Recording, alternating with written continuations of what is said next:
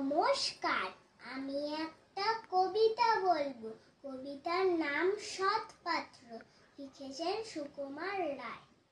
শুনতে পেলুম পোস্তা গিয়ে, তোমার নাকি মেয়ের বিয়ে। গঙ্গারামকে পাত্র পেলে, জানতে চাও সে কেমন ছেলে। মন্দ নয় সে পাত্র ভালো, রং যদিও বেজায় কালো। তাহার উপর মুখের গঠন অনেকটা ঠিক পেঁচার মতো। বিদ্যে বুদ্ধি বলছি মশে, ধন্যী ছেলের অধ্যাবসায়।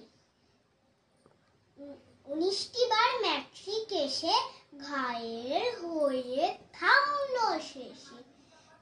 বিষয় আশয় গরিব বেজায়, কষ্টে শিষ্টে দিন চলে যায়। মানুষ তো নয় ভাইগুলো তার, একটা পাগল একটা গোয়ার, আর একটি সে তৈরি ছেলে।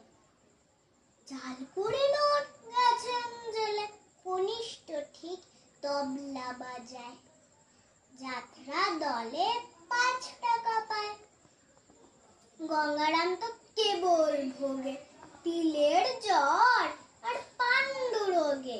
কিন্তু তারা উচ্চ ঘর, কংসরাজের বংশধর। শ্যামলাহেরি বনগ্রামের